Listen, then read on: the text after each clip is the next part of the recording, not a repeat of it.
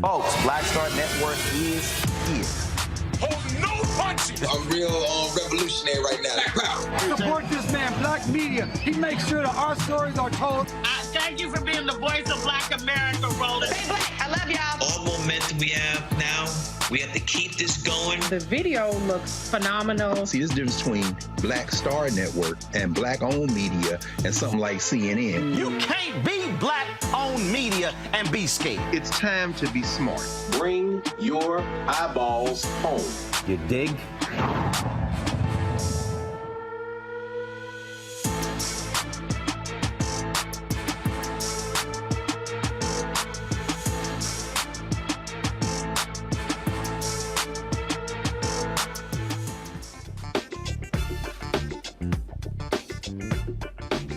Today is Friday, September 22nd, 2023. Coming up on Roland Martin Unfiltered, streaming live on the Black Star Network. Georgia U.S. Senator Raphael Warnock will be in studio tonight talking about issues in the United States Senate. Democrats, how they're going to move an agenda forward when you have Republicans who can't get their act together in the House. We also will talk about a 2024 election, what African Americans should be doing when it comes to supporting Biden and Harris. I look forward to that conversation with my alpha brother. Mississippi Supreme Court says the state Republicans' attempt to create 4 unelected special circuit court judges in Jackson, Mississippi, of course, more than 70% black, is unconstitutional.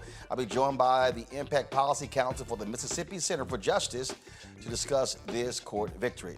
9 Memphis deputies are indicted for the beating death of an inmate, and the 5 former Memphis police officers accused of beating Tyre Nichols to death have a federal trial date. A new report uncovers the connection between Supreme Court Justice Clarence Thomas and a Koch brother, the Koch network.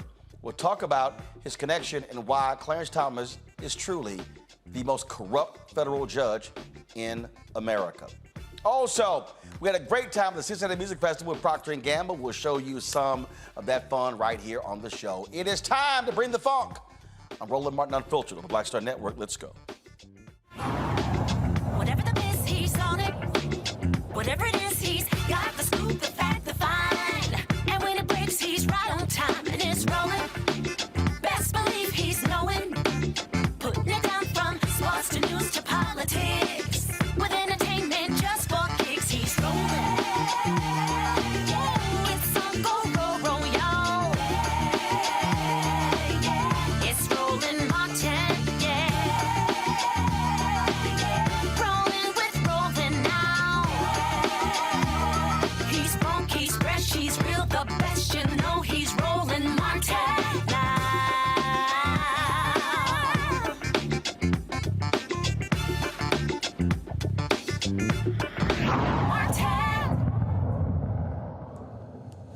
Folks, we continue to see craziness happen in the United States Congress. Right now, Republicans are truly losing their minds first over the Senate changing the dress code because of Pennsylvania Senator John Fetterman. Okay, gotcha. Now you got the madness in the House where Republicans have literally left D.C. for the weekend, even though we've got a shutdown that is looming. These folks cannot get their act together. They literally are stuck on stupid. So you got Kevin McCarthy, that feckless Speaker of the House, who is being held hostage by his nutcase Freedom Caucus. When you've got Matt Gaetz and Marjorie Taylor Greene doing more talking than anybody else in Congress, you know you have truly lost your mind. The question is, when they come back, what are Democrats going to do? Republicans are demanding massive cuts to the federal government. But aren't the same people who voted for massive tax increases under Donald Trump, which of course added $8 trillion to the debt, representing 25% of existing debt? So what are they going to do? What should our reaction be? Are we going to remain silent and then watch the right lose their minds and then try to force President Joe Biden to accept their cuts? And let's be real clear, these folks will shut down the government.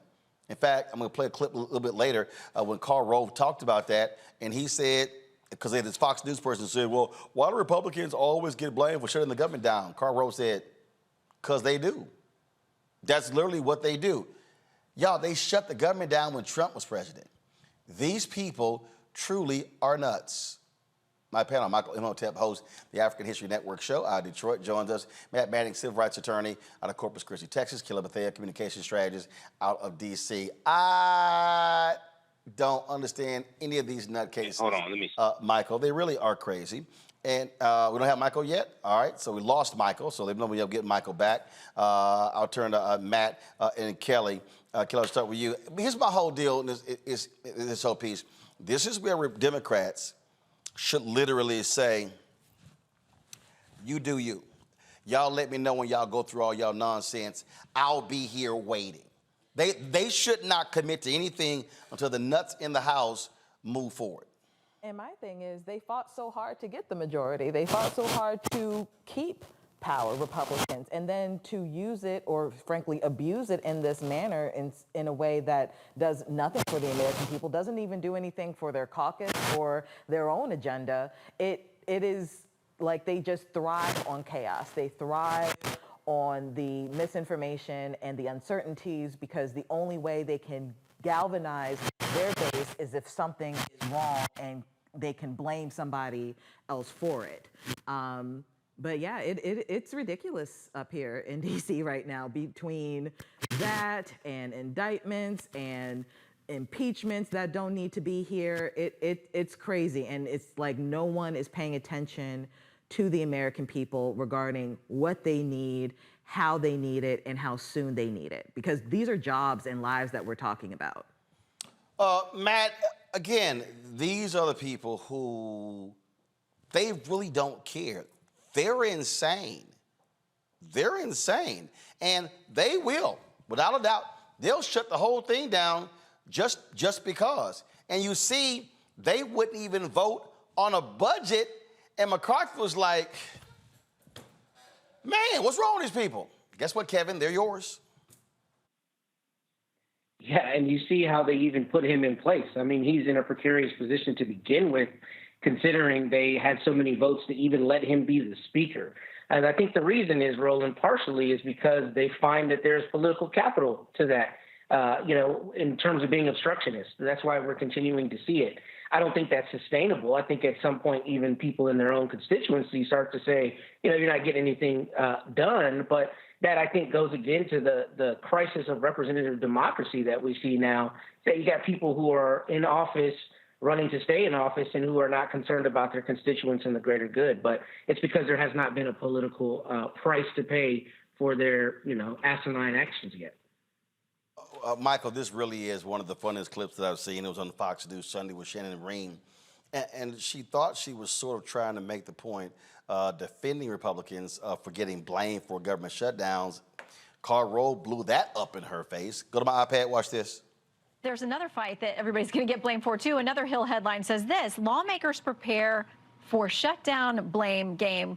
Karl, this never seems to go well for anyone, but it does generally seem that Republicans get blamed for these shutdowns.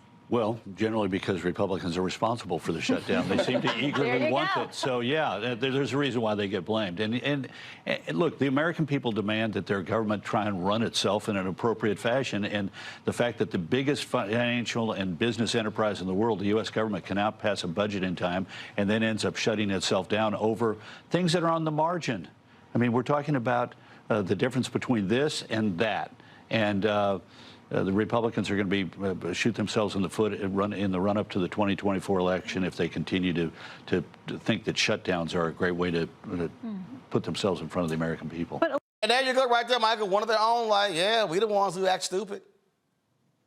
Absolutely. Karl Rove, I rarely agree with Karl Rove, but this is the time that I agree with him. And this is something I warned people about during the 2020 presidential election and then the 2022, especially the 2022 midterm election, because during the first 2 years of the Trump administration, there were 3 government shutdowns in the first 2 years. And that last one, December 2018 going into January 2019. That one lasted 35 days. That one was devastating, okay? And when you talk about the government shutdown, well, at least going back to the last government shutdown, 2018, 2019, we know about 18% of the federal employees are African American. So you had a lot of federal employees who went without getting paid for that period of time they were shut down. But also you have federal contractors. You have some African American owned businesses that have federal contracts. And if this gets to the point where federal contractors don't get paid, that means their employees don't get paid as well.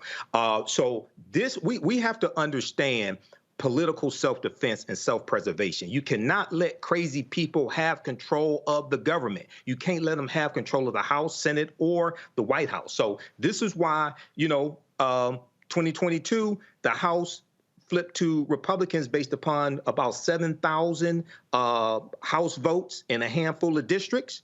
This is why every vote counts. This is why elections have consequences, and we have to be smarter at this.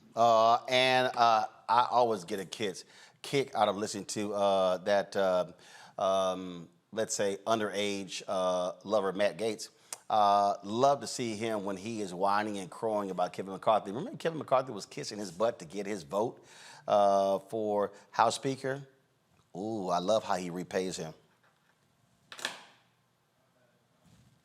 Kevin McCarthy's fault that the government is going to shut down. Yes, and it's Kevin McCarthy's fault that the government is going to shut down because we didn't move individual spending bills. We cannot blame the Democrats for having not done our job to comply with the coalition agreement that we made at the beginning of the year. That is the fault of the Speaker, and I believe that if he does not immediately remediate that, he will likely face a motion to vacate. I'm not for everyone. I get that. But a deal's a deal.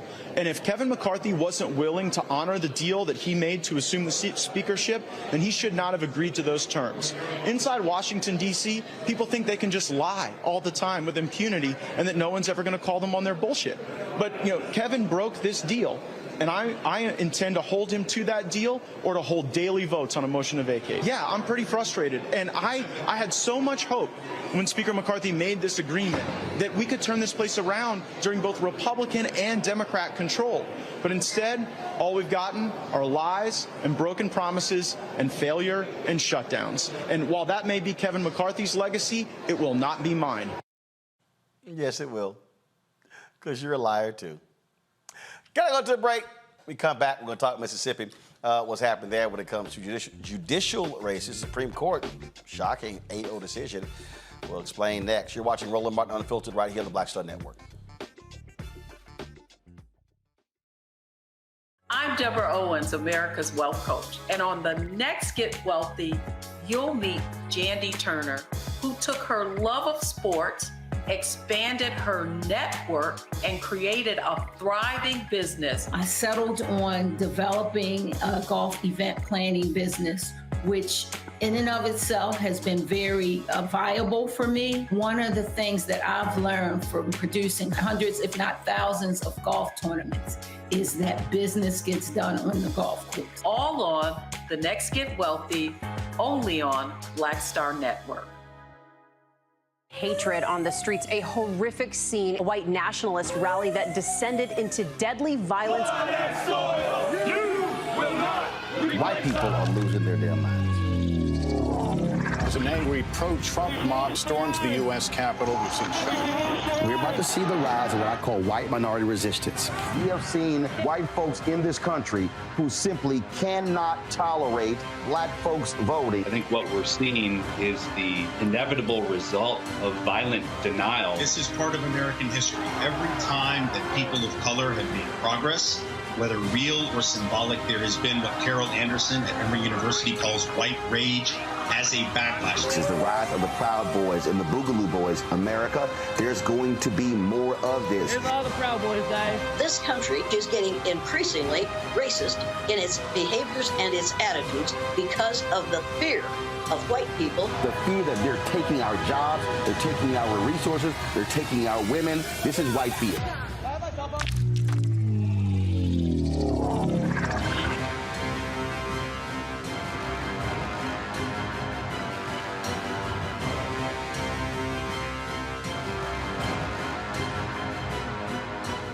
Hi, I am Tommy Davidson. I play Oscar on Proud Family, Louder and Prouder. I don't play Sammy, but I could. Or I don't play Obama, but I could. I don't do Stallone, but I could do all that. And I am here with Roland Martin on Unfiltered.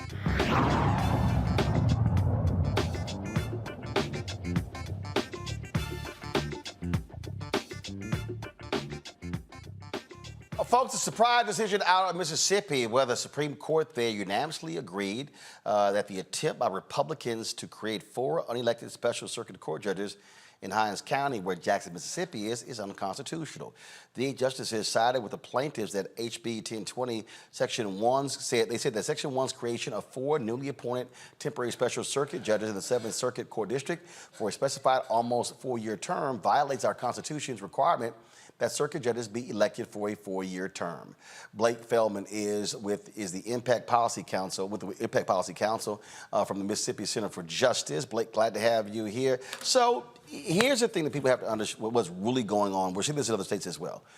Republicans in Mississippi are using the supermajority to impose their will on Jackson, Mississippi. They hate the fact that it's Democrat. They hate the fact that it's 70% black.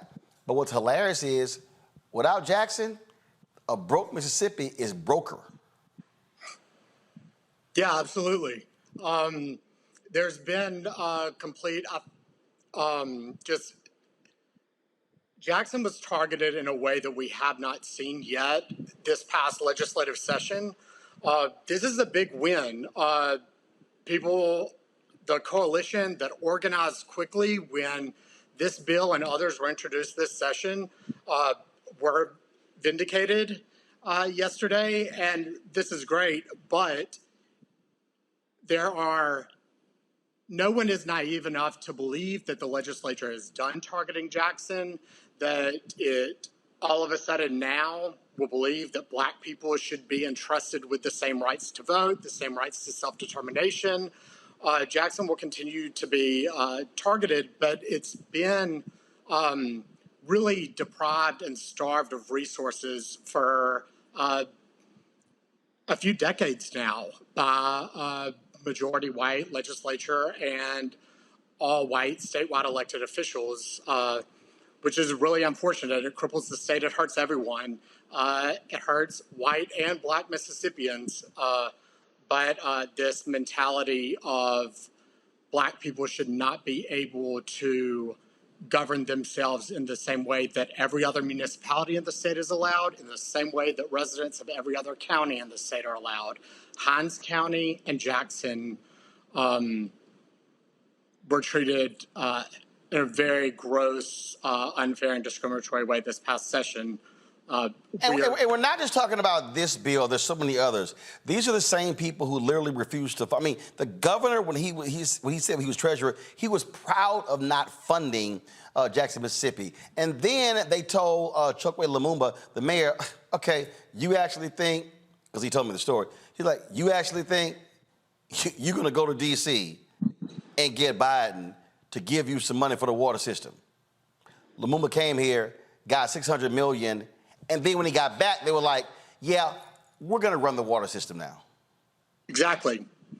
We will not give you resources, then we will blame failures on you. If you are able to secure those resources, we cannot trust you to use those correctly, so we will use them even though the state has no track record of doing things correctly. It's a very entrenched and sustained mentality of white supremacy that is just devastating to the people in the community, which is why this bill of lies that the legislature tried to sell this past session with, this is to help the people of Jackson. The people of Jackson want solutions to problems that they're facing, but they do not want the state to dictate to them these non-solutions that were provided with these bills. This won't address anything. All that it does is take a little bit more power from black people and give it to the state and the statewide elected officials who happen to all be white. And what we're seeing here is that this is nothing new because it's happening in other states. I mean, in Texas, my home state, the Republicans passed a bill that says Secretary of State, if certain things happen, has the power to overturn an election only in Harris County. 254 counties in Texas, but they passed a bill against one county in Texas. And they've been targeting Harris County because it's a blue county. And so this is what Republicans are doing. They're wielding their power, and they are all the so-called local government, no big government, local control. It's amazing they only believe that when they're in power. Exactly. And I think that another thing that's very important, I'm glad you brought up Texas. Mississippi and Texas share the same Court of Appeals in the federal judiciary system. I think that these state legislatures that are very conservative believe the federal courts aren't going to stop us. The state courts aren't going to stop us. We can do whatever we want. And we're seeing this was a radical piece of legislation, House Bill 1020. Senate Bill 2343, expanding Capitol Police in those ways. These were very radical pieces of legislation. I think that it really speaks to the people of Jackson that organized and said we have to fight this with every arrow that we have in our quiver. One of those arrows is litigation. And the people of Jackson said we're not just going to roll over when we're targeted, especially when fundamental principles of our democracy are attacked. That is a paraphrase of what one of the plaintiffs said in our case, in her case. And people didn't think that we would get a decision like this, that the Mississippi Supreme Court would side with them, that when the Mississippi Constitution says that circuit judges are elected, shall be elected by the people in this state, it means what it says. But that's what they did. In an 8-0 unanimous decision, the Mississippi Supreme Court said, yes, the Constitution means what it says. These 4 appointments that are being forced onto the people of Hinds County, which would deprive them of the right to vote and choose their elected leaders of their courts, is unconstitutional. And it was struck down, and it really speaks to, because we're not done, and the community knows that we're not done. We will use every avenue available, and the people of Jackson will use every avenue available to demand equity and equal treatment from this state legislature. Roland, we appreciate it, man. Thanks a lot. Thank you. Matt, I want to go to you first. Look, I keep trying to explain to people, again, to all the people out there who sit on their asses and don't vote, this is what happens when you let people have total control, when you don't exercise your power. There are thousands of black people in Mississippi who are eligible to vote who do not vote. That's absolutely right. And it's also what happens when you don't hold politicians to account for what they say, even if they act hypocritically. I think you made a really astute point earlier. I mean, they Republicans primarily crow about local government and federalism and all of that stuff. And then you pass a bill where you basically want to divest the people of Jackson of that. That's an indefensible position. And that's something against what you said for all these years.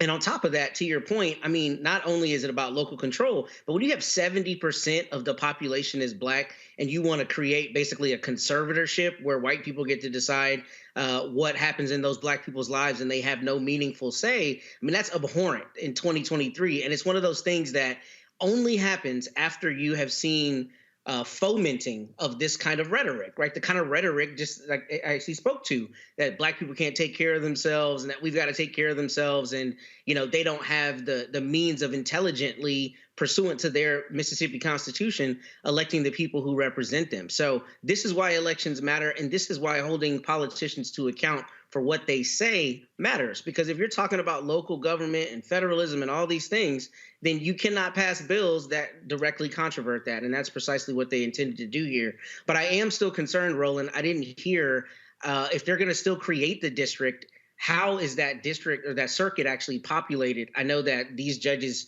have to be elected, but are those circuits going to be?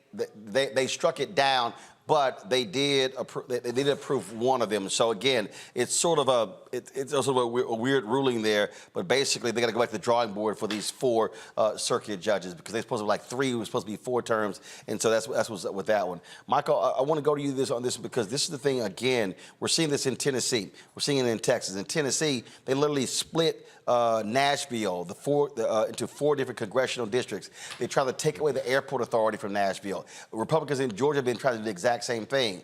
Our people need to understand, again, if we do not vote, what is happening. These Republicans are trying to, we may say, oh, hey, we got Democratic mayor. These Republicans are saying, no, we're going to control your city from the state capitol.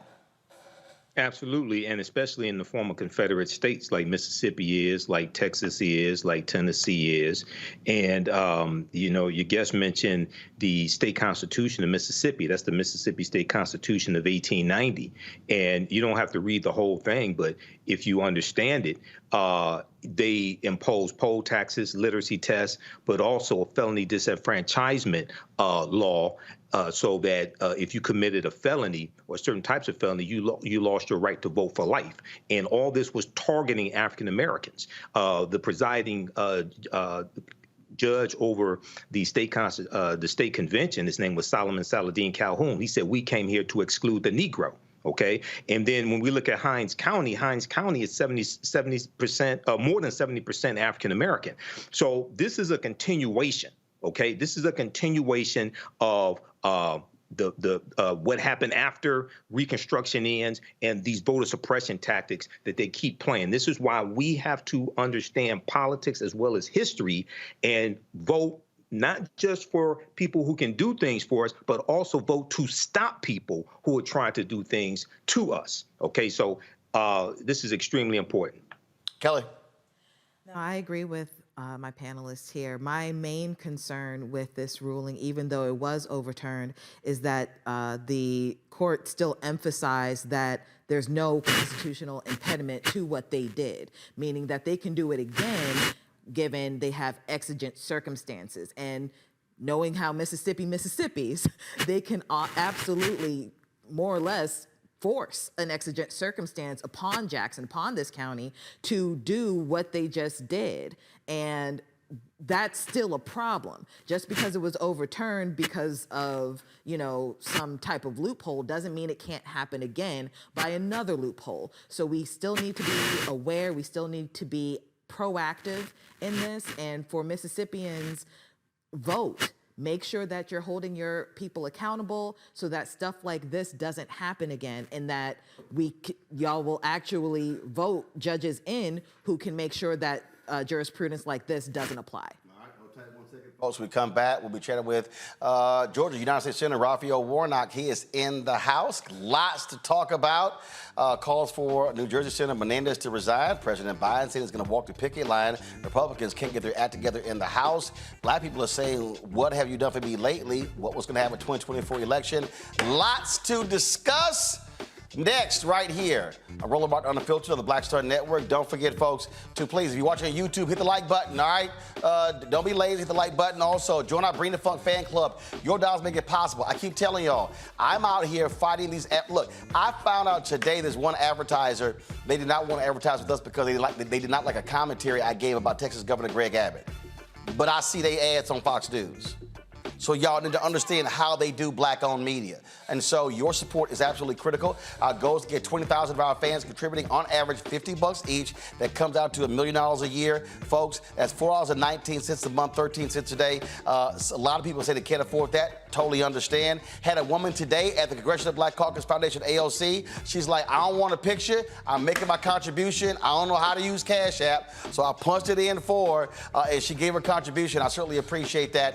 So send your check and money order to P.O. Box 57196, Washington, D.C. 20037-0196. Cash App, $RM Unfiltered. PayPal, R Martin Unfiltered. Venmo is RM Unfiltered. Zelle, Roland at RolandSMartin.com. Roland at RolandMartinUnfiltered.com. Be sure to get a copy of my book, White Fear, How the Browning of America is Making White Folks Lose Their Minds. Available at bookstores nationwide. Amazon, Barnes & Noble, IndieBound, Chapters, Books A Million, Target.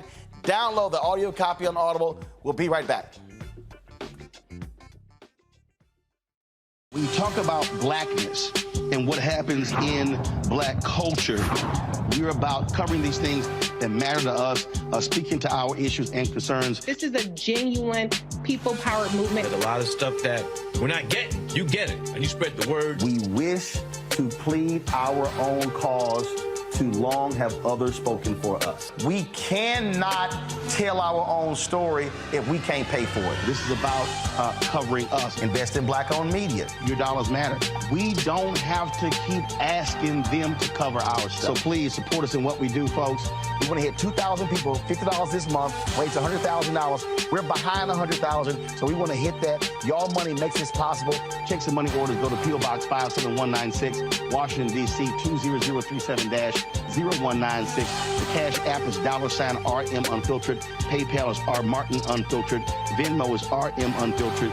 Zelle is Roland at RolandSMartin.com. Next on the Black Table with me, Greg Carr. Democracy in the United States is under siege. On this list of bad actors, it's easy to point out the Donald Trumps, the Marjorie Taylor Greens, or even the United States Supreme Court as the primary villains. But as David Pepper, author, scholar, and former politician himself says, there's another factor that trumps them all and resides much closer to many of our homes. His book is Laboratories of Autocracy, a wake-up call from behind the lines. So these state houses get hijacked by the far right, then they gerrymander, they suppress the opposition, and that allows them to legislate in a way that doesn't reflect the people of that state. David Pepper joins us on the next Black Table, here on the Black Star Network. All change is not growth. Right. But thoughtful change is real good fertilizer. And that's what has been so beneficial to us. But you also were not afraid of the pivot. Well, and I'm a black woman in business. Come on, I don't care how I dress up. I don't care who I'm speaking with. I don't care what part of the world I am in. I still am a black woman in business. Being afraid of the pivot, being fearful of change is not what got me here. Respectful of change, respectful of pivot, yeah. Fearful, no, no.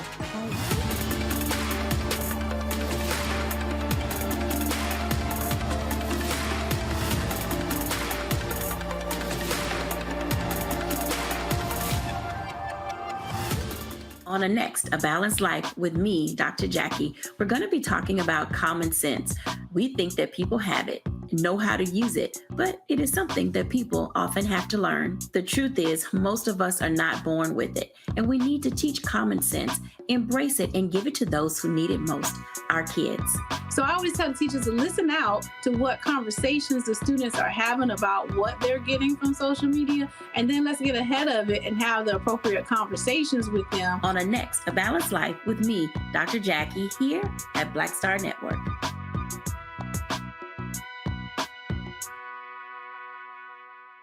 Next on The Frequency with me, Dee Barnes, the amazing Drew Dixon. She gives us the details behind the HBO documentary that shed light on the alleged sexual assaults by Russell Simmons.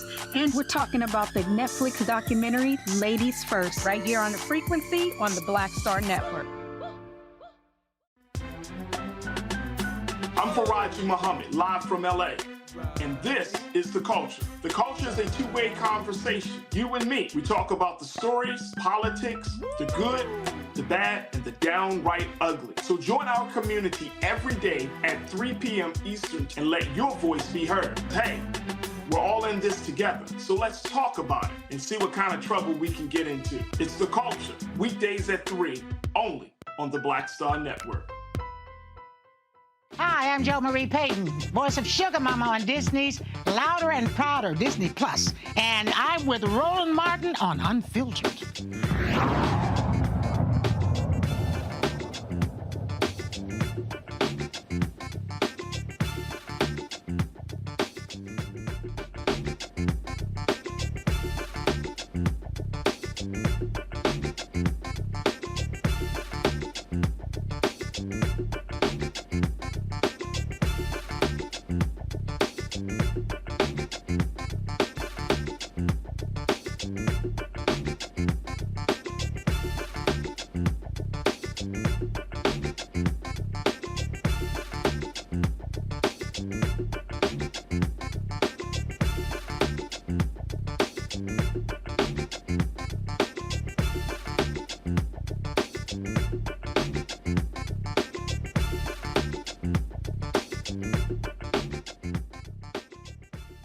folks, he was reelected to a full six-year term. Remember, 2020, there was a runoff. It was Raphael Warnock, John Ossoff. Both of them were in highly contested runoff elections in Georgia. You know, we dang near moved to Georgia for those 5 weeks to help them with that. Well, for Senator Ossoff, he had the full six-year term. Senator Warnock, he had to run again in 2022, but now he can go, all right, cool. I'm here for 6 years. After folks turned out in big numbers, he joins us right now. Frat, been waiting for you to get here, to come sit in the chair. Good to see you, brother. It ain't like you know, it ain't like it's a hot seat, you know. But sometimes it can get a little hot. Look, but, I won 5 elections in 3 years, but who's counting? Here we are. Yeah, good to see you, man. A whole lot of elections. Absolutely good to see you. A lot going on in D.C. Congressional Black Caucus Foundation, AOC, is going on. Right. We'll chat about that in a second. But it's been a crazy news day already. One of your colleagues indicted in New Jersey. Democrats in his state have been calling for him to resign. Your thoughts on this indictment of Robert Menendez, $480,000 in cash found in his home, and literally the feds say DNA of one of the folks involved who was bribing him found on envelopes. When you have a very narrow margin already in the United States Senate. Well, listen, all of us who are elected to public office, for me, that represents a sacred trust and covenant between the person elected and the people who elected you. We'll see how all of this plays out. This is very fresh, and we'll witness a judicial process at work. And I saw one story before that he has already given up a committee gavel, but some of the Democrats are saying, look, there's no way you can, because it's already been indicted before. It was a hung jury. They're saying, look, the feds, put out literally the cash and the envelopes, things along those lines, on the Department of Justice website. And with already a very tenuous situation, a very small margin, you do not have a lot of room to work with there in the United States Senate with Democrats. Well, one of the great things about our country, at least we extol, is that no one is above the law, no one is below the law. And I will wait and see how this plays out. Another issue, President Joe Biden has been going back and forth over this UAW strike. The UAW folks announced that they're going to be expanding their strike across the country. Go to my iPad. President Biden apparently is going to be joining the picket lines for the United Auto Workers. Your thoughts about that? Well, listen, I'm a big champion of workers. And, I watched my dad. He wasn't a member of a union, but I watched him work hard with his hands. He was a small business owner. I don't think most people mind working hard. They just want to share in the prosperity that they're helping to create for others. And so the strength of collective bargaining is an important tradition in our country. We're seeing it play out. And by the way, I don't buy this political divide you see often between being pro-worker and pro-business. I want to see businesses thrive so that families can thrive. But it's important for workers to have that kind of collective strength so that they can negotiate. And when that's not there, we see this increasing wealth divide, and people are not able to thrive. And so we'll see how this plays out. One of your colleagues, Senator Tim Scott, made a statement that if people go on strike, they should be fired. President Joe Biden's team did not wait long to turn a lot of these Republican comments into an ad. We'd love to play this, get your thoughts on it. Go to my iPad, Anthony.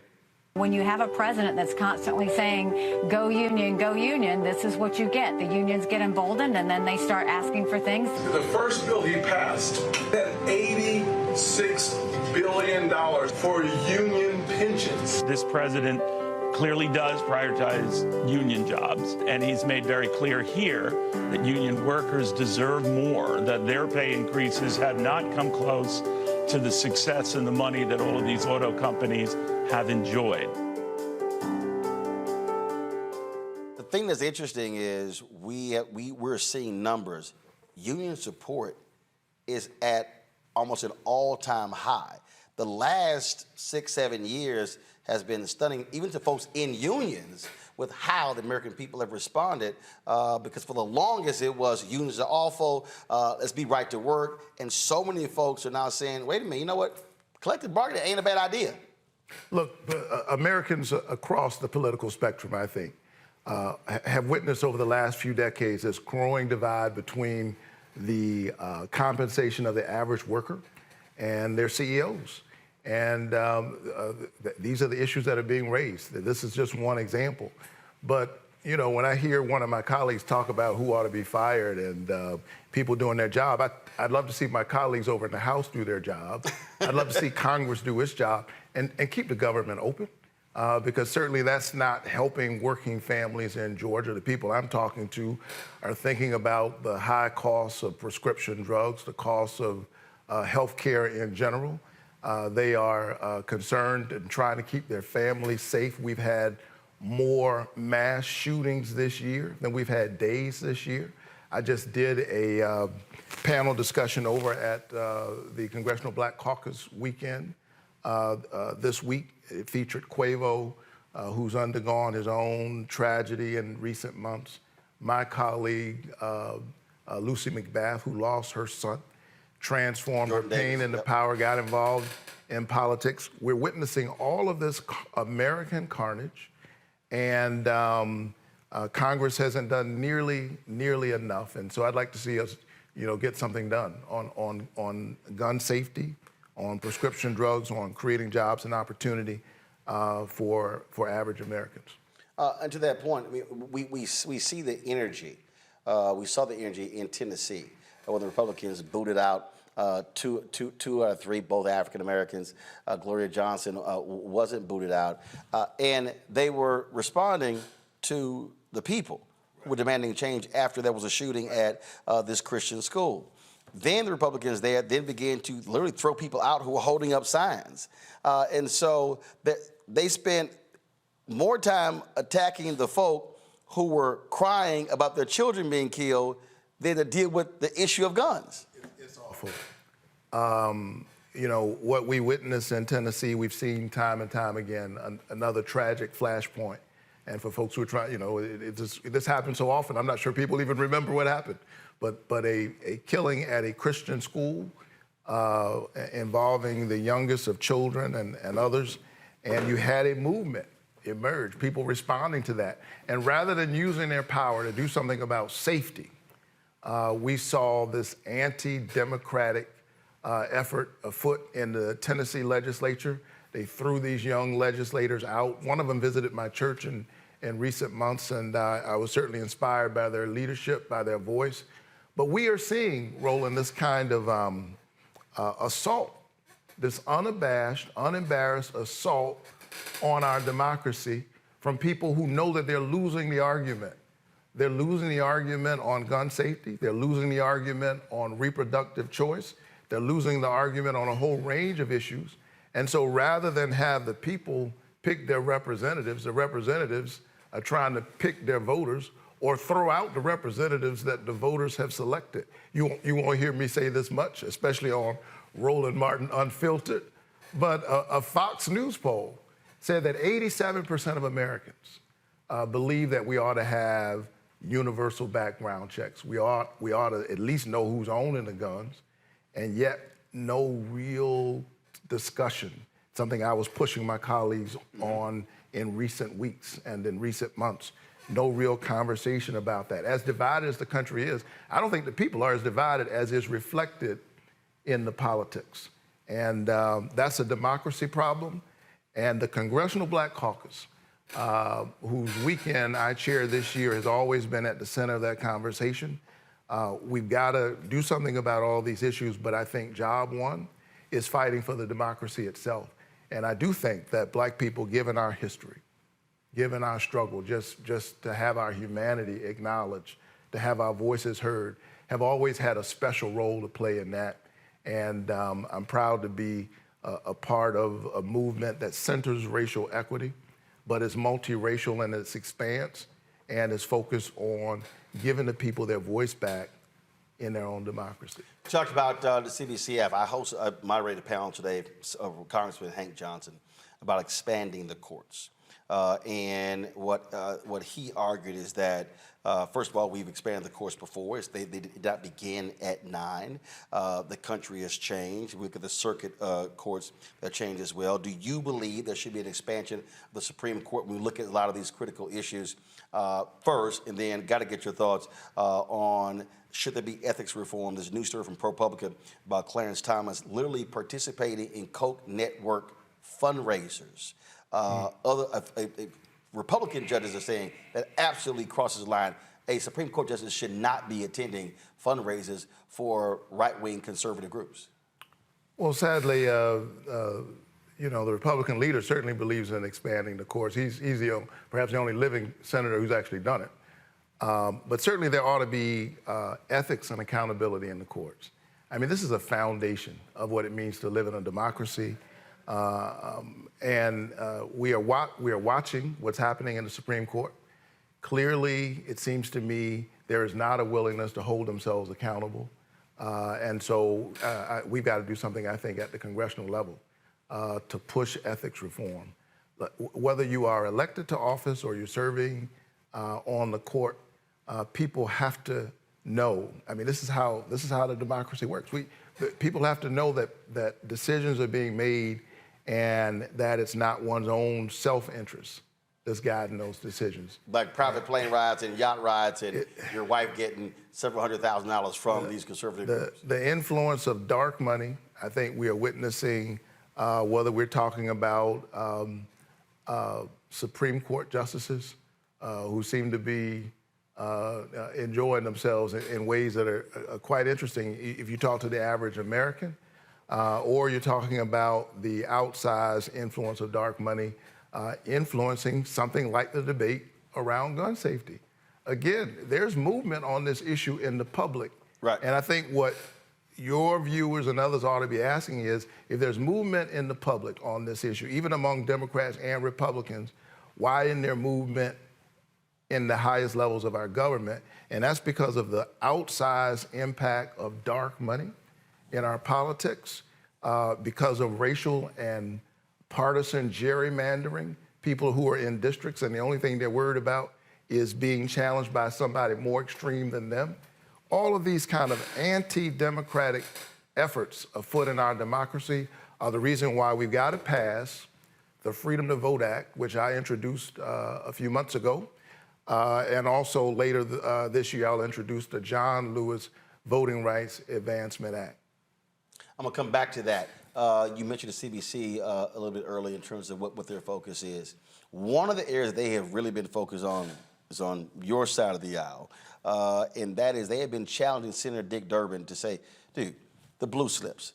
You got federal judges, you got U.S. attorneys and others that are being held up by Republicans.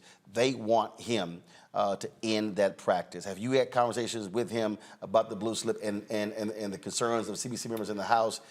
Because literally, black folks, bottom line is, he's not chair of the committee unless black folks and others put you in office to secure that majority. And there are black people who are voting in all these other places around the country, and people aren't getting appointed because Republicans are holding them up, now going on 3 years. Well, this is not a new controversy. We've heard it before. And depending on who's in office and who has the majority, it plays a couple of different ways. And it's something that I'm interested in as a member of the Senate, obviously. I vote to confirm all of these folks if they're brought up for a vote. That blue slip has been used, I just want us to recognize, in a few different ways. And it's a relic from the Jim Crow era. Well, there are a host of things that are a relic from that era. There are people watching, and I deal with this every single day. And you talked earlier about the things that have been accomplished and how the American public is moving. But you have a significant number of African Americans who believe not enough is being done. Folks are talking about potentially sitting the election out, having protest vote, and that could very well impact whether Biden-Harris is reelected. What do you say to those people who are frustrated? George Floyd Justice Act wasn't passed. I've broken down that Senator Tim Scott and Senator Lindsey Graham didn't come through with that. You talked about John Lewis Act and others, that President Biden has not delivered on what he said to African Americans, what would you say to those people who are angry and upset? Well, first of all, in a very real sense, there is no such thing as sitting out a vote. To not vote is to vote. But the last four cycles, the black vote has gone down. That has implications. And look, I wish that this were just another ordinary election, as consequential as that would be. But I think this is an election to save the democracy itself. And we have fights about a whole range of things. Change has been slow and hard in this country. Black folk know that better than anybody. It comes in fits and starts. But the democracy is the framework in which we get to fight. And we are clearly in a fight at a fundamental level between those who believe in democracy and those who don't. That's the choice in this election. And I would tell the White House they have to make a better argument, because Terrence Whitberry has his data. When he actually tells people go, nothing's been done, they're frustrated. But then when he literally explains, they go, it literally changes the data. So it seems as if those who have actually passed things might want to do a better job explaining what they've done. That's what a campaign is all about. And I think that story will be told over the next few months. Look, President Biden and Vice President Kamala Harris have been most effective. Here they were elected in the midst of a pandemic, unlike anything we've seen in our lifetimes, with a 50-50 Senate, thanks to what we did in Georgia, gave us the slightest of majorities we could have had. And with that slightest of majorities possible, we were able to pass the American Rescue Plan, which strengthened businesses, which kept our municipal governments flowing and operating, and had a provision, which was one of my favorite. It expanded the child tax credit, which would cut child poverty 40 to 50%. I'd like to see us extend that expanded child tax credit. We passed the first bipartisan. I want to talk to Senator Joe Manchin about that. We passed we passed the first bipartisan infrastructure bill. After folks talking about infrastructure week and talking about infrastructure for a generation, we finally got something done on that front. We passed the CHIPS and Science bill. We passed the first, the largest veterans benefits program in a generation.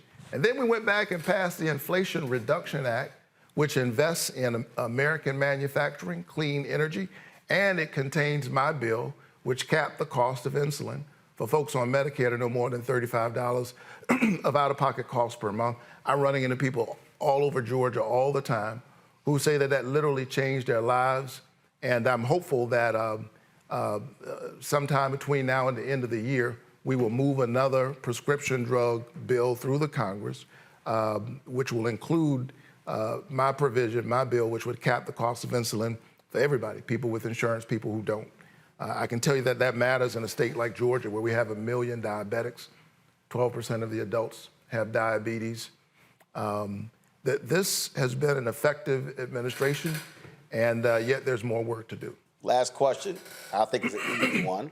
So what do you tell those folks who say Biden just too old? He should not run again. He's too old. Well, listen, that's part of the conversation. But I would say point to look at how effective he's been. Look what he's got done, and look at the alternative. I'm proud to stand alongside this president and this vice president, and I look forward to working with them over the next few years. All right.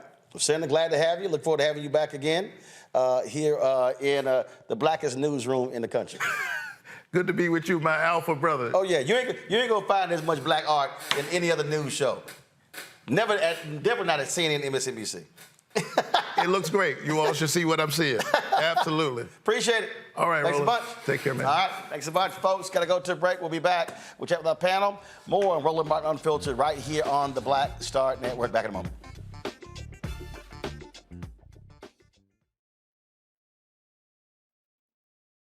All change is not growth. Right. But thoughtful change is real good fertilizer. And that's what has been so beneficial to us. But you also were not afraid of the pivot. Roland, I'm a black woman in business. Come on, I don't care how I dress up. I don't care who I'm speaking with. I don't care what part of the world I am in. I still am a black woman in business. Being afraid of the pivot, being fearful of change is not what got me here. Respectful of change. Respectful of pivot, yeah. Fearful? No, no.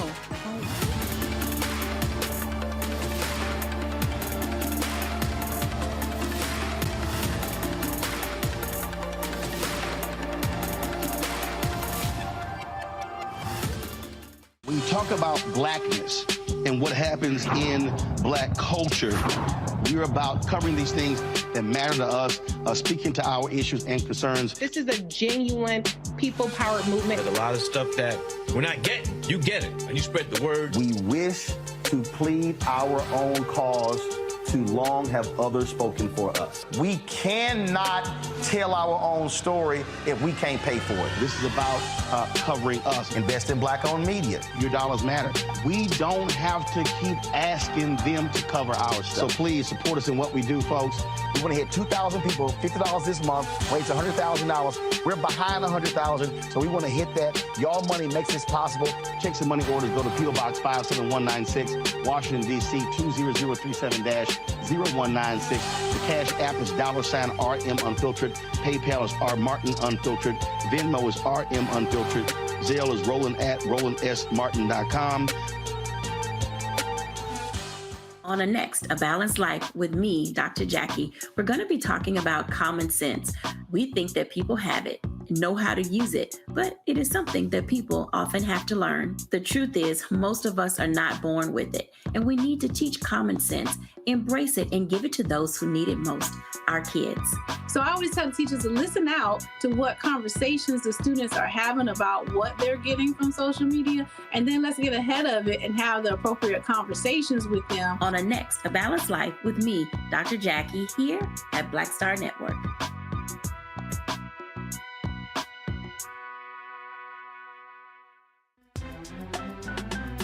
I'm Faraji Muhammad, live from LA.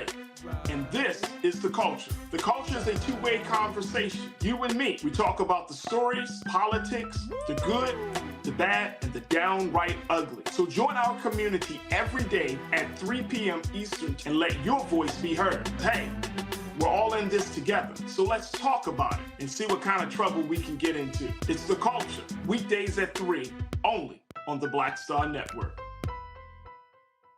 Next on the Black Table with me, Greg Carr. Democracy in the United States is under siege. On this list of bad actors, it's easy to point out the Donald Trumps, the Marjorie Taylor Greens, or even the United States Supreme Court as the primary villains. But as David Pepper, author, scholar, and former politician himself says, there's another factor that trumps them all and resides much closer to many of our homes. His book is Laboratories of Autocracy, a wake-up call from behind the lines. So these state houses get hijacked by the far right, then they gerrymander, they suppress the opposition, and that allows them to legislate in a way that doesn't reflect the people of that state. David Pepper joins us on the next Black Table, here on the Black Star Network. What's up, everybody? It's your girl, Latasha from the A. And you're watching Roland Martin Unfiltered.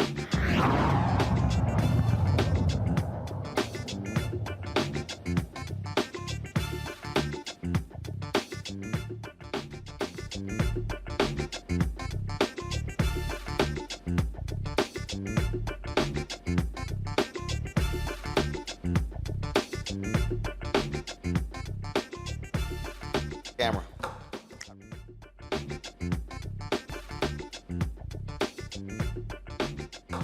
All right, let's go to our panel. We'll talk about that conversation with Senator Raphael Warnock, Matt Manning. Reverend Warnock, smooth with the answer regarding blue slips in the Supreme Court. Didn't want to really take a stand on that one. The panel discussion we had earlier, what kills me, the number of people who have no concept of American history, because the Supreme Court, it didn't start with 9. It was actually fewer people. And we've actually had more than 9 people as well in the Supreme Court. And it's so interesting how people swear, oh no, you can't change anything. when it's actually changed many times before. And really, I see right now there's a significant problem. Clarence Thomas absolutely is completely corrupt. When you see that ProPublica story where now attending Coke Network fundraisers, his wife getting money essentially under the table, you can't tell me she's not having conversations with him about Supreme Court cases, flying on private jets, yacht rides, things along those lines. How in the hell can anybody trust the Supreme Court that literally is being purchased by billionaire conservatives? Trust them. And not only can you not trust them, the problem with this is we're talking about the branch of government that has to most be above any appearance of impropriety, right? These are the people who are calling the balls and the strikes, so to speak. So if they're slanted, that puts everything into the context that you can't trust anything. And here's the reality of it. I like Senator Warnock a great deal, but I feel like a lot of the conversation was the same rhetoric we hear. And the reality is a lot of people don't want to be involved in government for two reasons, or rather vote for two reasons. One, we say the United States is a democracy. It's not. It's an oligarchy, right? There's a small number of people who really run things, and the rest of us are left out. And with Congress, they're not passing bills that stop school shootings. It's hard to pay for your bills at the grocery store. The gas pump is expensive. It's hard to get health care and to pay for it. So on the ground, I feel like your average American feels like their concerns are not really being met because all we see is political pageantry. And I say all of that to say the same is the truth with the Supreme Court. Now, if you look at the way our government was founded, the Supreme Court was never intended to be the strongest branch. In fact, one of its first major decisions gave it the power to do what it does now, which is review the constitutionality of the laws. So for them to be very clearly slanted, we obviously need to change something, and we need to do something differently, particularly where that branch has developed the outsized power to decide on the ground what happens to our lives, right? The healthcare decisions we can make, who we can marry, where we can live, all these kinds of things are in their hands. So when you have somebody who is very clearly slanted one way, then you cannot expect that there's ever going to be a fair shot when you come up to argue. And you're not wrong. There's no way that Ginny Thomas is not talking to him about the cases coming before him, as are the people who are sending Alito on these private jets and to these private events into Italy. So, the reality is there's corruption afoot, but it's particularly insidious because that's the branch that is supposed to be most above the fray, and the branch who seems to be most resistant now to putting in ethics to hold itself accountable. Michael, this is a ProPublica story. Go to my iPad. You see right here, Clarence Thomas secretly participated in Coke Network donor events. And you go into the story, you'll see here, it says on January 25th, 2018, dozens of private jets descended on Palm Springs International Airport. Some of the richest people in the country were arriving for the annual Winter Donor Summit of the Koch Network, the political organization founded by libertarian billionaires Charles and David Koch. A long weekend of strategizing, relaxation in the California sun, and high-dollar fundraising lay ahead. Just after 6 p.m., a Gulfstream G200 jet touched down on the tarmac. One of the Koch Network's most powerful allies was on board, Supreme Court Justice Clarence Thomas. During the summit, the justice went to a private dinner for the network's donors. Thomas has attended Koch donor events at least twice over the years, according to interviews with 3 former network employees and 1 major donor. The justice was brought in to speak, staffers said, in the hopes that such access would encourage donors to continue giving. Michael, there's without a doubt Clarence Thomas should be resigning from the Supreme Court. He is completely compromised. Absolutely. Yes, he should resign. But also, we have to really connect the dots with this and understand the role that Leonard Leo plays, understand the role that not just the Koch brothers, but when you look at somebody like Mitch McConnell, who blocked 103 federal judge nominations from President Barack Obama after Republicans took back control of the Senate in 2014. And then Mitch McConnell blocked Merrick Garland, who was Obama's Supreme Court nominee in 2016. And, there's talk back and forth about expanding the courts, things like this. But what was really, really important for people to understand is that Donald Trump got 3 Supreme Court justice nominations. confirmed, okay? These are conservatives, and this is one of the reasons why you have so many people sticking with Trump, because he said he would only nominate Supreme Court justices who would overturn Roe versus Wade. He basically got that done. And we have to understand what happens, why voting for president is so important, but also the Senate, because the president nominates federal judges and Supreme Court justices, which right now are lifetime appointments, but the Senate confirms them, okay? So a lot of people don't understand how all these dots are connected, and they keep seeing these negative things taking place. This is not as difficult to remedy as many people think. We got to vote better people in the office and vote more competent people in the office and vote criminals out of office, regardless of whether they're Democrat or Republican. Kelly, look, when I asked the senator specifically about obviously expanding the courts, but also what's happening with Senator Dick Durbin, the bottom line is this here. Democrats don't necessarily want to, take fire at their own, but the CBC has been very, very clear about Senator Durbin, saying, man, look, we put you in power. The voters put you in power. How are you letting Republicans still dictate with this old blue slip practice? Democrats are afraid to do anything because, what happens when we're not in the majority and they are? Well, hell, Senator Lindsey Graham did the exact same thing. So this is the thing that drives me crazy when it comes to Democrats. Republicans flex power.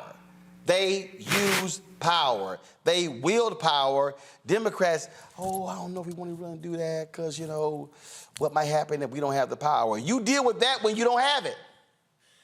Facts. Right? My issue with this is the fact, like you said, when Republicans have power, they wield it. The irony is, if Democrats wielded their power, they would be 10 times more powerful than Republicans have ever been. We always tout the mantra that Democrats are the big tent party. Well, how about we actually leverage the fact that we're the big tent party, and if people don't want to be part of the big tent, risk it. We're still going to be a big tent, and we're still going to have 10 times more power than the Republican Party because we are so diverse, because we have this marketplace of ideas within the party that we can leverage to get even more of what we need across the board. But because we are so scared of looking like Republicans, which frankly at this juncture is impossible unless you want to be racist and monolithic too, just leverage it. And what I liked about being in CBC, ALC this week is seeing all of these congressmen, all of these powers that be in rooms with solutions. We actually got to see what the big tent looks like and what the ideas are in this big tent. And all we need to do is leverage it well enough for it to actually be realized. All right, hold on a second, folks. We come back. What the hell is going on in Memphis? First, the cops who killed Tyre Nichols. Now we got these folks in the jail who are awful there as well. My God, Memphis, really? We'll discuss that when we come back right here on Roland Martin Unfiltered on the Black Star Network. YouTube folks, hit that like button. I see y'all commenting. Hit the like button. Also, your donations are critically important to our survival. It's important for you to support us in what we do. I purposely am not charging people to be subscribers because we want our information to be available. I can't tell y'all how many people have been stopping me at Congressional Black Caucus Foundation, ALC, saying they watch the show, they appreciate the show. Young people, older people. I've had college students. And so don't think for a second that we're not having an impact. In fact, I got a post from a woman in Henderson, North Carolina. She hit me on Instagram. And she said to me that she is running for city council in Henderson, North Carolina because of what she learned watching this show. She said, please keep teaching young folks like me. Folks, though that is a reality of what's going on. Send your check and money order to P.O. Box 57196, Washington, D.C. 20037-0196. Cash App is $RM Unfiltered. PayPal are Martin Unfiltered. Venmo is RM Unfiltered. Zelle, Roland at RolandSMartin.com. Roland at RolandMartinUnfiltered.com. And of course, be sure to get a copy of my book, White Fear, How the Browning of America is Making White Folks Lose Their Minds. And, of course, download the Black Star Network app, Apple phone, Android phone, Apple TV, Android TV, Roku, Amazon Fire TV, Xbox One, Samsung Smart TV. We'll be right back. I'm Deborah Owens, America's Wealth Coach. And on the next Get Wealthy, you'll meet Jandy Turner, who took her love of sports, expanded her network, and created a thriving business. I settled on developing a golf event planning business, which in and of itself has been very viable for me. One of the things that I've learned from producing hundreds, if not thousands, of golf tournaments is that business gets done on the golf course. All on The Next Get Wealthy, only on Black Star Network. Next on The Frequency with me, Dee Barnes, the amazing Drew Dixon. She gives us the details behind the HBO documentary that shed light on the alleged sexual assaults by Russell Simmons. And we're talking about the Netflix documentary, Ladies First, right here on The Frequency on the Black Star Network. Next on the Black Table with me, Greg Carr. Democracy in the United States is under siege. On this list of bad actors, it's easy to point out the Donald Trumps, the Marjorie Taylor Greens, or even the United States Supreme Court as the primary villains. But as David Pepper, author, scholar, and former politician himself says, there's another factor that trumps them all and resides much closer to many of our homes. His book is Laboratories of Autocracy, a wake-up call from behind the lines. So these state houses get hijacked by the far right, then they gerrymander, they suppress the opposition, and that allows them to legislate in a way that doesn't reflect the people of that state. David Pepper joins us on the next Black Table, here on the Black Star Network. This is Essence Atkins. It's the Love King of R&B, Raheem Devon. It's me, Sherry Shepherd, and you know what you watch. You're watching Roland Martin, Unfiltered.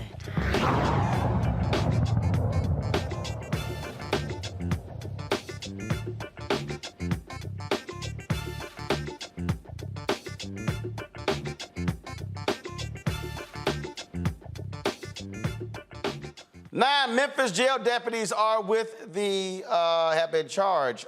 First of all, they're in jail with the death of a black man who died in custody nearly a year ago. 33-year-old Gershon Freeman died inside the Shelby County Jail after an encounter with jailers on October 5th, 2022. According to an autopsy, Freeman suffered cardiac arrest while he was restrained. His manner of death has been classified as a homicide. Stevan Jones and Courtney Parham are charged with second-degree murder and aggravated assault in concert, resulting in death. Second-degree murder and aggravated assault in concert, resulting in death. Damian Cooper, Ebony Davis, Larico Elliott, Anthony Howell, Chelsea Duckett, and Jeffrey Gibson are facing one charge of aggravated assault in concert, resulting in death. The ninth jailer has not been identified.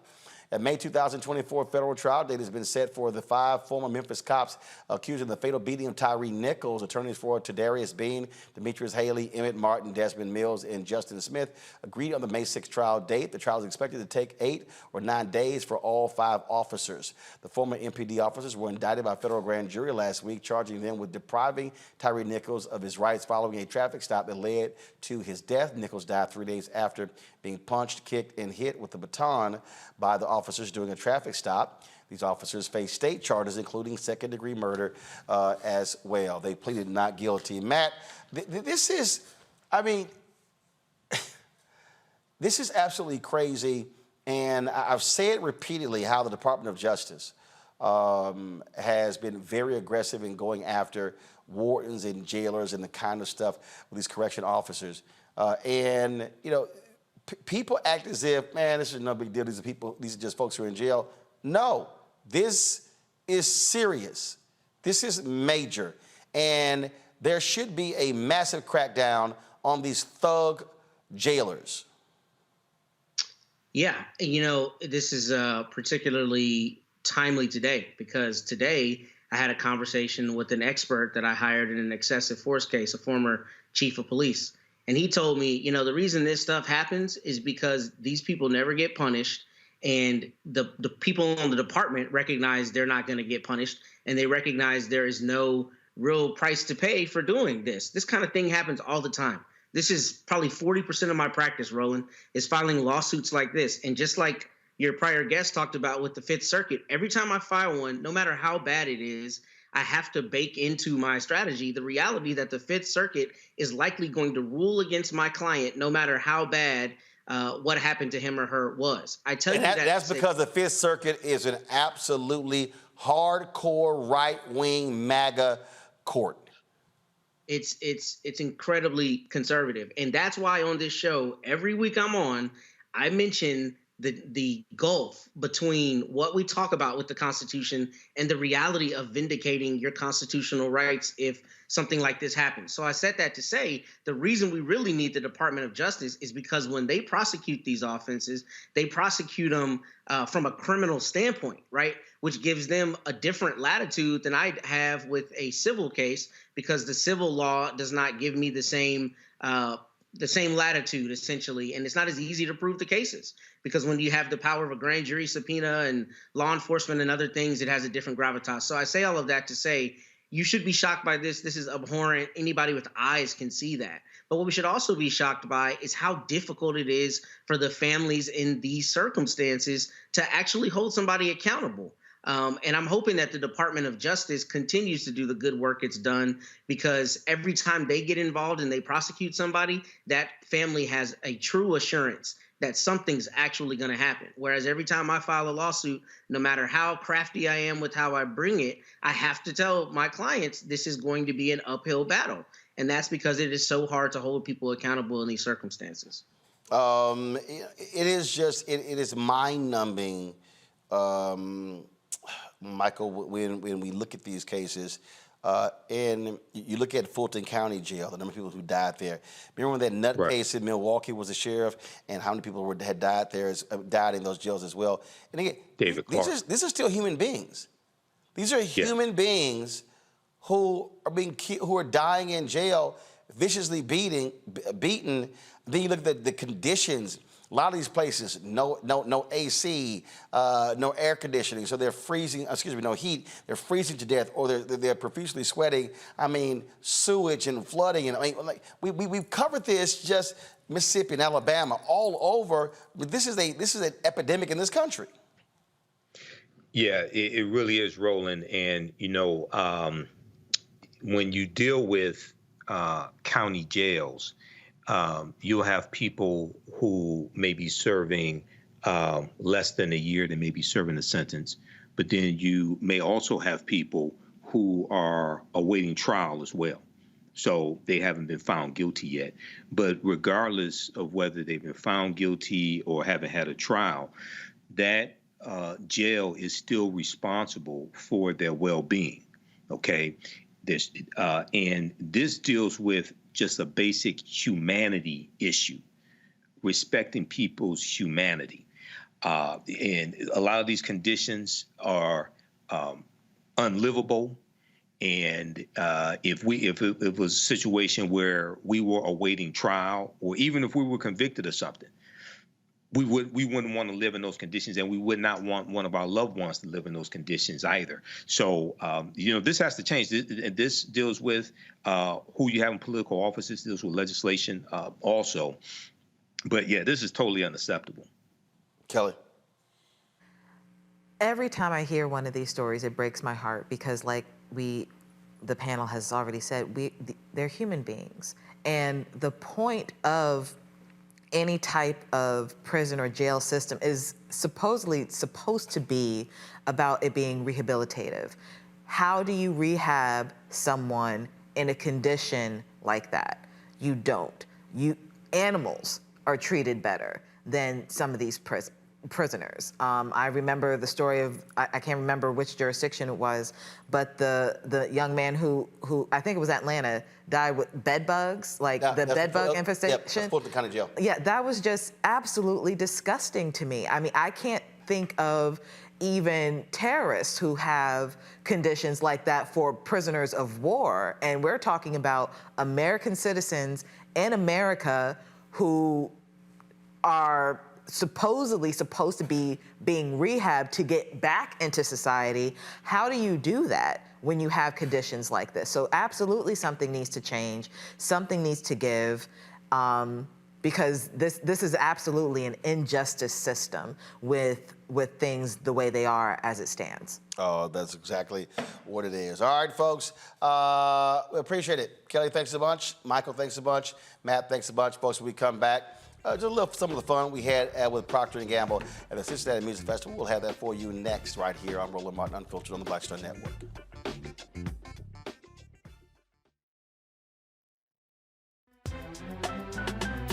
I'm Faraji Muhammad, live from LA. And this is The Culture. The Culture is a two-way conversation. You and me. We talk about the stories, politics, the good, the bad, and the downright ugly. So join our community every day at 3 p.m. Eastern and let your voice be heard. Hey, we're all in this together. So let's talk about it and see what kind of trouble we can get into. It's The Culture, weekdays at 3, only on the Black Star Network.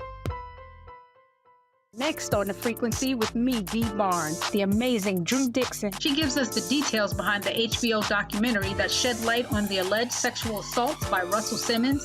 And we're talking about the Netflix documentary, Ladies First, right here on The Frequency on the Black Star Network. All change is not growth. Right. But thoughtful change is real good fertilizer. And that's what has been so beneficial to us. But you also were not afraid of the pivot. Well, and I'm a black woman in business. Come on, I don't care how I dress up. I don't care who I'm speaking with. I don't care what part of the world I am in. I still am a black woman in business. Being afraid of the pivot, being fearful of change is not what got me here. Respectful of change, respectful of pivot, yeah. Fearful, no, no.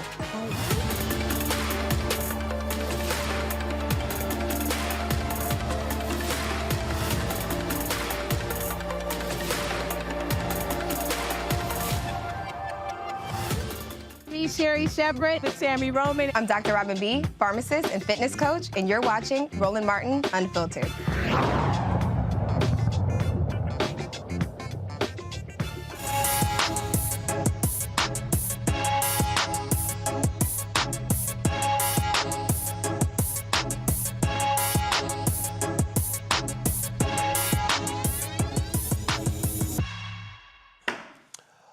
All right, folks, when we were in Cincinnati for the music festival, we went to several of the P&G activations, had a lot of fun at one of the activations where they were focused on kings and queens. Check it out. All right, folks, Roland Martin here. So all around Paycor Stadium, P&G, they've got numerous activations. And so this is their kings and queens activation. So let's go in and check it out, see what they got over here. All right, so here we go. All right, y'all, so we gonna skip the line. Come on, let's go over here. So, all right. Hey, y'all, what's happening? What's happening? What's happening, y'all good? All right, so you see they got the red carpet out here, y'all. And so we go, okay, what what happened to all the shirts? I'm sorry, we'll have more tomorrow. Seriously, we only been here about 30 minutes. However, you can win a year's worth of P&G products. You can enter by clicking this QR code. All right, y'all, so let's go on over here. All right, so let's see what we got over here. Okay, what you doing? What you doing? So this is Olay. We have two different hydrating moisturizers here. This is a vitamin C with peptide. We don't have any parabens, any synthetic dyes. It won't leave any sticky residues. It won't. But I see these orange peels. Okay, is this edible? No. You'll just use it for your face, things like your neck. I mean, I see orange peels. I thought you could eat it. So the oranges is because it has a citrus fragrance. Okay, I'm just checking. Yep. Let's make sure you know that. Yes, I do. Okay. All right, what you got over here? And the retinol is good for rejuvenating your skin. If you feel like you might be aging a little bit, we got you covered. So it is fragrance free, it's really good for sensitive skins. Okay. Yeah. You want to try some? So, what it do? It rejuvenate the skin. So we feel like let's see if you can rejuvenate. First of all, I got good DNA. You do. I see you. I'm just saying for your friends that may not. I don't know. I got good DNA. That's good to know. I'm fully rejuvenated. Okay, come on. What you gonna do? So go ahead and get you a tester. We're gonna put it on the back of your hand. And you tell me what you think. I thought it was for the face. You can, but right now just try it on your hand just to test it out.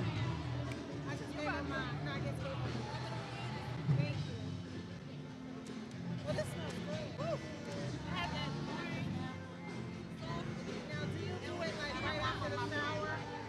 Woo. Ooh, I feel rejuvenated. I know.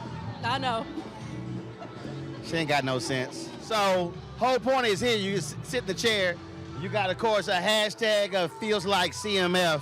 Then you got, of course, the concert in the background here.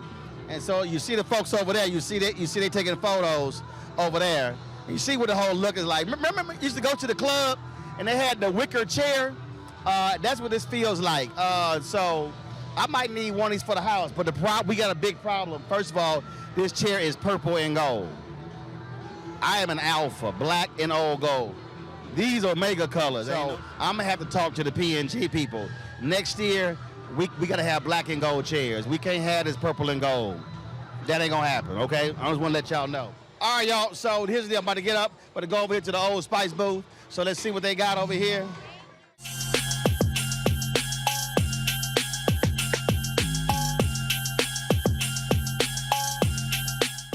All right, what y'all got? What y'all doing over here? Oh, man, we got the Say what? We got Old Spice, got you smelling real nice, man. I'm Donnie here at the Old Spice stand. What's going on? Who am I talking to right now? Really? Nah, I'm just playing with you. You about to get cut. Nah, I'm just messing. But yeah, we done at the music festival, man. My name's Donnie. We got Old Spice. We're giving them away right here. It's a king booth. So all beautiful kings and queens, no matter your skin color, you're still a king, you're still a queen. Come down and show some love and have fun and be safe. All right, so look, they gave me this bag. I ain't got nothing in it. What's up? Let me hook you up then. Look, this is the first time. All right, come on. Bam. Look. That's it? Make sure you start over That's here. it? Yeah, that's it right here.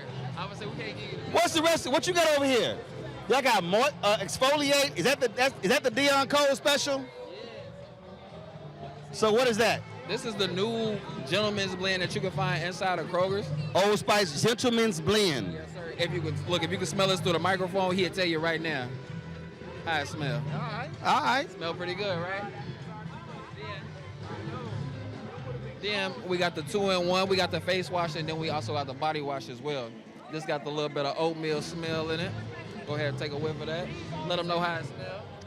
I want the cream of wheat. I heard that. But yeah, that's all we got right here so far. Cool. All right, Donnie. All right, take care. Holla.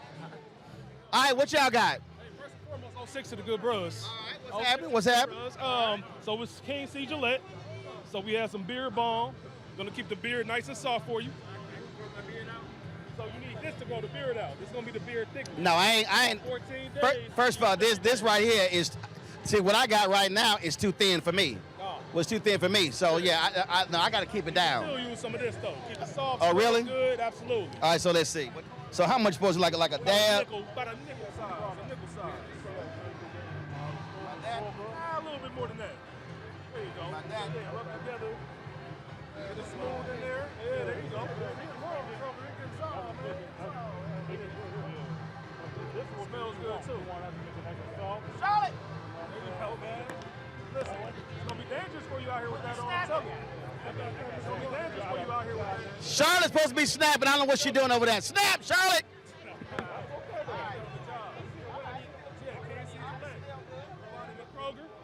All right, now what's that? That's a beard comb. See, you ain't. Yeah, see, I can't have it fit. Nah, but don't worry, I got you. I can't do that, James Hart. I got you though. I got one right here. It's a nice little product. Keep it smooth. Keep it smooth. Look, I shave mine every 2 days. I'm not. No, that ain't happening. It ain't for everybody. No, it ain't for everybody. Everybody can't look like this. I ain't mad at you. Everybody can't look like this. I ain't mad at you. No doubt. All right, so we got that. We got the cream. Now, what is this? What does this do? So that's for the people that got a couple patches here and there. They need to grow it out some. No patches. You got the beard thickener. Use it about 14 days. You're gonna start seeing some results. Rub it in. Get it nice and smooth. Use your beard comb. You in good shape. Look, all I'm saying is, all y'all brothers, if y'all gonna have beards, y'all got to trim y'all beards, okay? Yeah. This unruly look. Treat it or trim it. I can't deal with that. Treat it or trim it. One of the two. And here's the other thing for me. I shave your neck. I cannot deal. I can't handle hair on the neck. Oh, man. No, I can't. Dang, man. Come on. Literally, every other day, boom, it got to go. Hey, there you go. It works for you. It works for you. That's right. I can't do it. Because I know I already look good, so, I'm just saying. All right, bro. All right. All right, 06. Y'all know how we do it. That's how we do it. All right, folks, that is it for us. Yo, Instagram, I'm sorry, YouTube, really? How we got 901 likes? All right, man, y'all got 120 seconds to add 99 likes. We can hit 1,000. This don't make no sense. I got to be asking y'all to hit the doggone button so we can get the likes, okay? So hit the dadgum button. Now, support us in what we do. Download the Black Star Network app, Apple phone, Android phone, Apple TV, Android TV, Roku, Amazon Fire TV, Xbox One, Samsung Smart TV. Okay, graphic, y'all. Wrong, no, don't be playing that. Don't be playing that. Thank you, come on. There you go, right one. Let's get it together. Send your check and money order, P.O. Box 57196, Washington, D.C. 20037-0196. Cash App, $RM Unfiltered. PayPal, R Martin Unfiltered. Venmo is RM Unfiltered. Zelle, Roland at RolandSMartin.com. Roland at RolandMartinUnfiltered.com. Then download the Black Star Network app, Apple phone, Android phone, Apple TV, Android TV, Roku, Amazon Fire TV, Xbox One, Samsung Smart TV. You can also, of course, be sure to get my book, White Fear, How the Browning of America is Making White Folks Lose Their Minds, available at bookstores nationwide. Don't forget, you can also watch our 24-hour, 7-day-a-week streaming channel on Amazon News. Go to Amazon Fire, go to Amazon News, and you can check it out. Or tell Alexa, play news from the Black Star Network, and the audio will play. You can also watch our 24-hour streaming channel on Plex TV. That's right. Go to Black Star Network, search for that, or go to Live TV, News and Opinion. All right, folks, that is it. I'll see you guys on Monday on Roland Martin Unfiltered on Black Star Network. Holla!